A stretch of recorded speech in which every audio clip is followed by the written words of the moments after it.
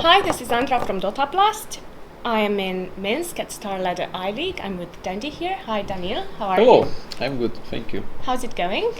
It's going so-so. We already lost yesterday, so it's pretty tough at some point, but everything alright. Did you have especially high expectations for this tournament? Yeah, I think I always have high expectations. I don't think that, like, it's right mindset. You should think that you can beat everybody. Else, I don't want to be in top 16 or top 32 or whatever. I want to be top 1, so I need to fight for top 1. And to fight for top 1, I should be able to beat any opponent, at least in my mind. So expectations were high for me. Maybe not for everyone on my team, maybe, but for me, for sure. What happened exactly? What went wrong? We are not that strong yet. I think individually we are pretty high, but there are a lot of other aspects in Dota that you need to have on a really high level to team to achieve something, and something like team spirit, friendship, discipline, and many other things. For example, what went wrong for us, I think, a lot of points. We're losing a lot of points in communication.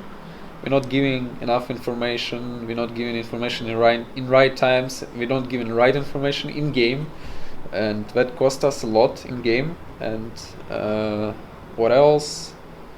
So communication and discipline, I guess. Yeah, discipline is really what we are lacking for a long time. As a CIS players, we're always very aggressive, usually, and sometimes we lose the track of what's going on. Or discipline is losing and we are going full YOLO, whatever, and it happens a lot. We're trying to work on it, and for now it's really low. That's why we are doing mistakes. Usually we are leading in the game, for example. Is really what happens, what I feel. But when we are throwing somewhere and stuff like this, it happens. And I think big part of the problem is communication. Communication and discipline. Yeah. And discipline. Do you think the current lineup is going to improve on those aspects? Or do you need to make roster changes and experiment further with the roster? I think any lineup can improve. It all depends on human mindset, on players' mindset. If you know your weaknesses, if you know what's wrong with your team or what's wrong with you as a player, you're just starting to work on it much harder than on other aspects, and you pull them up, improve, and next time you see improvement. I see improvement for our team because we started to play together not long ago, and we practiced every day, and I saw a lot of improvement when we had some break on New Year, little, and when small bootcamp before majors. On majors we played pretty decent. I see the improvement a lot, but still not enough. The level is not there yet. We have, I think, same problems that we have here, but pretty higher. Now it's lower, so I see the improvement. Yeah, I really do. So you're still pretty confident in this particular lineup of NaVi, because there've been a lot of lineups lately. I'm usually not the player who want to change team, to be honest, and I always have confidence in my team, my players. I think it's also some kind of skill, I guess, that you need to have on high level. It's trust in your teammate, every teammate. So I really have a huge trust in my teammates when I'm playing, and I think it's helping me a lot. So if everyone have trust between each other, team spirit is really high, and you can pull out a lot of high level plays. You can play some heroes that you never played, or you play them low and you can play on high level. If just on the back of I can say I want to play patch. I just give simple example, and if all my team believes in me, I'll play it, and I'll probably play it good because I know I have backup behind my shoulders from my teammates, that they having a trust in me, they helping me and stuff and like this. You can build on that momentum and take it further, yeah. Yes, but when I don't have this trust, obviously I can't play patch, or I won't play it on on high level. I won't play it really good or something like that. So it all depends on this. Usually people see what we want to see, and in games they take players how they play, they look at it and doing some conclusions on that. But on reality, you should do a conclusion on all team, because when everyone playing good, everyone will shine. But when something is lacking, it can be whatever, like discipline or communication, whatever. A player can do some things that he would not do if these things would be there. So something like that. About that, art style is now taking the blame for drafts here, particularly at StarLadder or before, and it shouldn't be his fault. It's not his fault. It's the entire team that underperformed, right? Yes, that, and not only that. Like, people can't know what's happening in the team. They are not listening our team speak. They are not here. We're not seeing what we're seeing. So obviously they know nothing, but they're just drawing conclusions. Yeah, they're drawing conclusions on their minds, and that's usual everywhere. Not only in Dota, it's in politics and other, like, it's everywhere. So it's pretty normal mistake that humans are usually doing, but on reality we are picking together. We're trying to pick together. So everyone should take a blame. I like our picks even now. I know that some are harder, some are easier. Like, I can take examples. For example, against Fnatic, we had push lineup. We did a lot of mistakes. We did a lot of micro mistakes, macro mistakes. A lot of things went wrong. And after some minutes, it's pretty hard to win against split push with push when you already lost the momentum.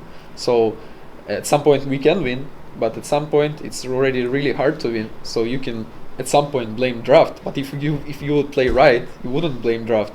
And when we play against Alliance, and I think our draft was much better at some point, and we played it really well. So we gave them heroes they actually are not really that comfortable. I think it's only my opinion, and it really went really good for us. So you can say it's a good draft, right? So it's really hard to compare drafts, but you can win with every draft, with right mindset, with right idea and stuff like this. We are picking together, and there is no reason to blame our style, because you can blame anyone else on the team the same way. So I don't know. You've been on NaVi for a really long time, almost unprecedented in Dota for a player to be on the same team for such a long period of time. And you gave us quite a scare a couple of months ago when we broke the news that NaVi disbanded, and Dendi's not going to be on NaVi anymore. But then you're back on the team. Do you see yourself playing for another organization maybe in the distant future, not right now?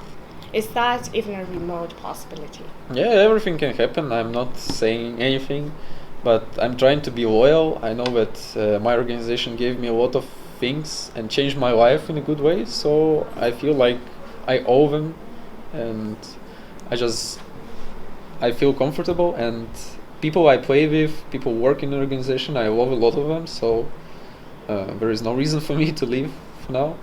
I don't see the reasons, and I enjoy, like, I get teammates that I really have a huge trust in them, and when I just don't want any changes, I just want to play, and I want, if someone is lacking something, I want them to improve. I'm trying to do something to help them if I can. If I can't, I just wait, but something like that. Just trying to be loyal, I guess.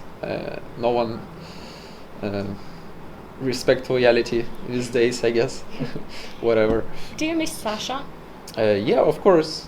I really enjoyed playing with Woz for a long time, and I had no point where I wouldn't continue playing with him. I guess I could still play with him, like, no problem. I talked to him in Frankfurt at the Frankfurt Major, and he told me he misses playing with you too. And but you guys were very good friends. Are you still in contact?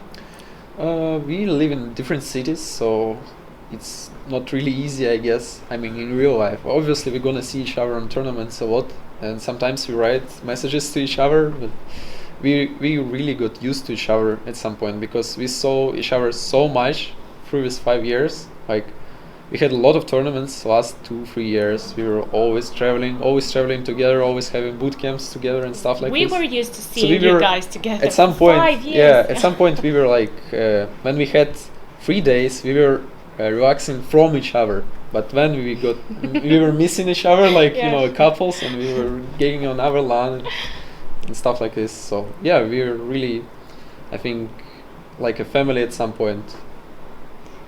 Speaking about family, now that you've mentioned it, I first saw you on Free to Play, and I feel like I really identified myself with your family and your story and your childhood, because I also took piano lessons and dancing lessons, and I thought we should talk about that a little bit.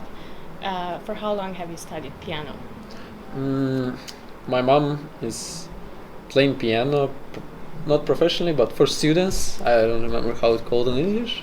So she wanted me to do music, I guess, and she chose piano for me when I was like in first class in school. But I think I like violoncello, you know. Oh, you know that too? So, but no, I don't know. Oh, but you wanted to learn. At some point, I realized that.